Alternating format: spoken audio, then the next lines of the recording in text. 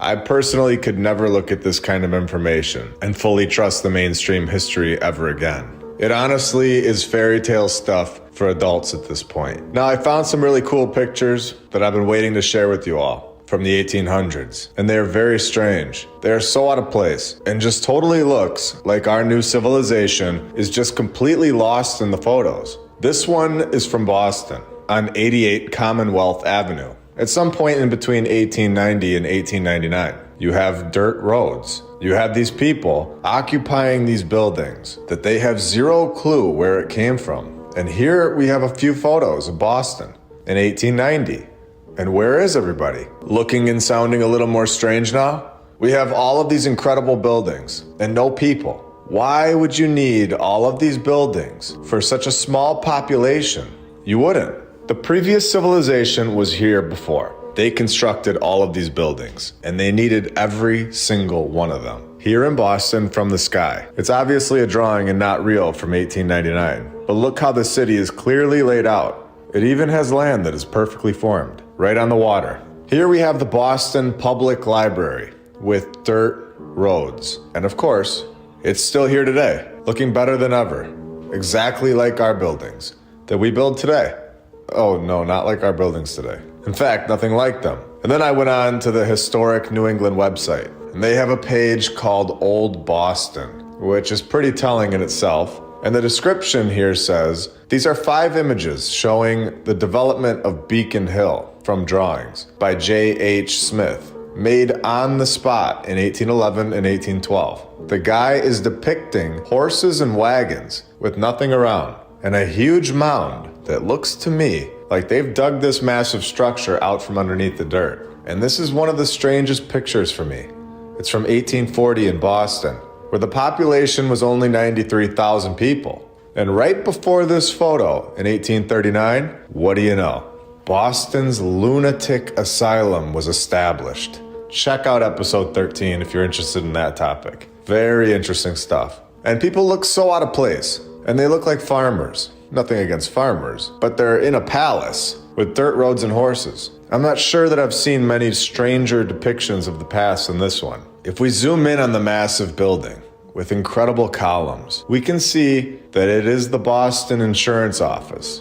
Well, we also know that this is from State Street, Boston. So let's have some fun and go even deeper. We have the 4 columns, exactly like the depiction from 1840. But can anyone see what is missing from the 1872 photo? Only 32 years later? Something is missing. How about the entire bottom portion of this building? It's completely covered up. And the top of the building is also changed. So someone went in here and did something to these buildings and this area between 1840 and 1872. In 1862, we get the Boston Educational Commission to make sure everyone is being told what to think. And here we have the National Theater in Boston, where in 1852, the theater burned down, but they rebuilt it, thankfully. So that 11 years later, it could just be destroyed by another fire. And we all know about the fires, a great nod that this is an old world building. So we have this picture of State Street, and then we have an actual photo of the same street 60 years later in the year 1900. And everyone is still riding around on horses and wagons. This is another photo of State Street in Boston from 1850, where there aren't any people on the street. I think it's very important to share these photos so that everyone can see them. They're not easy to find anymore, which is interesting in itself. And in my opinion, these fully prove that we are correct. These photos are displaying a civilization that was so technologically weak, where they were riding around next to massive palace buildings, looking like, oh, I don't know, that they might be in the wrong timeline. And here is the same road with 0 people again from June of 1875. And it gets even weirder when we see this photo from 1898.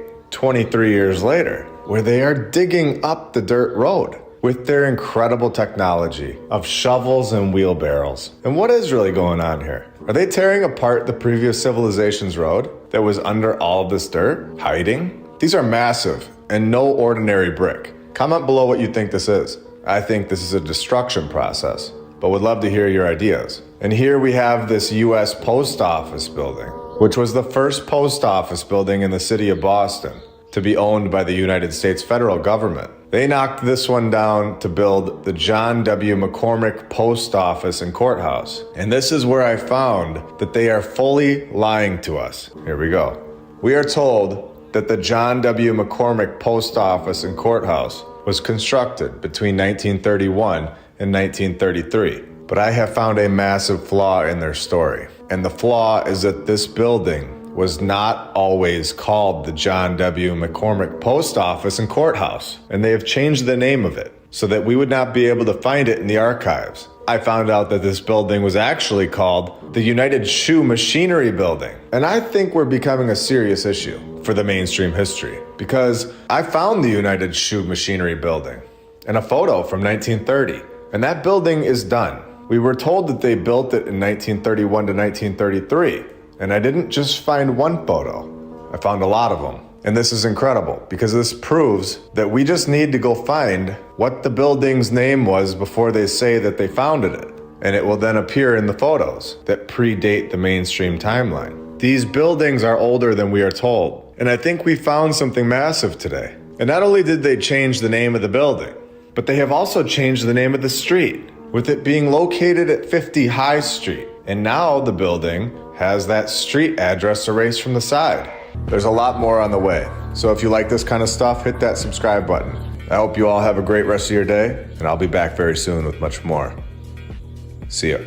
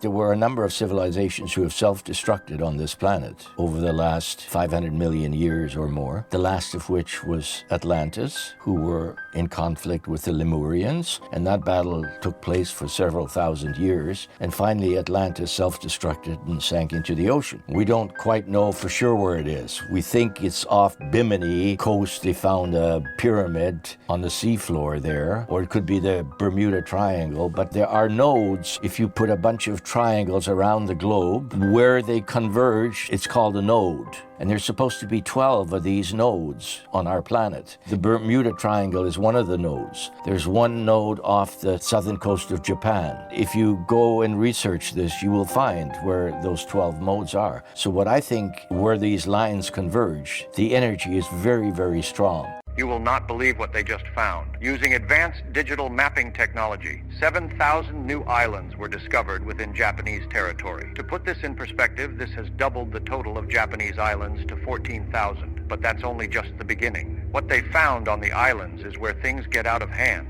On one of these newly discovered islands, explorers stumbled upon an ancient tribe that had been isolated for centuries, if not since the creation of mankind. This tribe has lived in complete seclusion, preserving their archaic ways and traditions.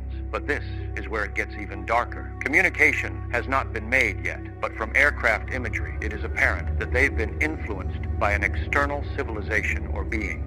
Their carvings and habits seem similar to those described in the ancient Sumerian tablets, as well as many of the practices outlined in New Age spiritual beliefs. Further imagery shows a repository of what seems to be weapons, ancient weapons with unique designs and craftsmanship. It is hard to make out the exact details, but they are not something we have seen in other civilizations on Earth. Professor Takehisa Takahara used thermal imagery systems to further analyze the island, and significant heat signatures were coming from numerous structures and caves. What other secrets could this island, and not to forget the other 6,999, hold? And could they lead us to uncover new chapters of our fabricated past? There is a secret city at the bottom of the ocean. Oh yes, a 100,000 square foot biodome sitting right on the ocean floor. And it's not just some underwater lab. No, they drained the water, created a breathable atmosphere, and built a whole livable space down there. It's massive. I'm talking 50,000 feet high, miles wide. But here's the thing. They didn't stop at the infrastructure. They colonized it. First, they built cities, transportation, commerce, the works. But the darkest part? They didn't fill it with people who knew what was going on. No, they took embryos, actual human embryos, and raised kids down there. Kids who grew up believing that Biodome was their whole universe. They've never seen the sky, never even heard of an ocean. Everything they know is a lie. Think about it. They're trapped in a fake reality, fed false beliefs about what exists beyond those walls. To them, outside the dome is just a cold, dark abyss. It's a deranged experiment, controlled by the ones pulling the strings. And get this, there's not just one dome. Oh no, there are dozens of these colonies. Each one, its own little fabricated world, completely cut off from the truth. And the scariest part?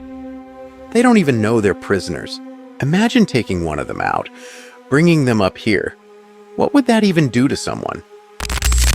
This is just a theory, not a fact. The Amazon is a colossal mystery. There was a Spanish explorer who went down the Amazon River system in 1541 to 1542. He was the first European to cross the entire length of South America. He reported seeing incredible cities, millions of people, a thriving culture. And 100 years later, when other Europeans got into the Amazon, they couldn't find these cities. So they said, oh, Francisco Orellana, that was his name, made it all up. It was just a fantasy. And then in the last decade, as the clearances of the Amazon have proceeded, we've begun to see the traces of those cities. What happened was that the Spaniards brought smallpox into the Amazon. Smallpox devastated the local population because there was no immunity to it. There was a massive die-off. The cities were deserted. Within 50 years, they were completely overgrown by the jungle, and that's why they were not seen by the explorers who came in 100 years later. A city like London, which had a population of roughly 50,000 in the 16th century, there were cities of that size all over the Amazon, and a possible total population of the Amazon that exceeded 20 million people. This is raw, unfiltered scientific proof of what the pyramids were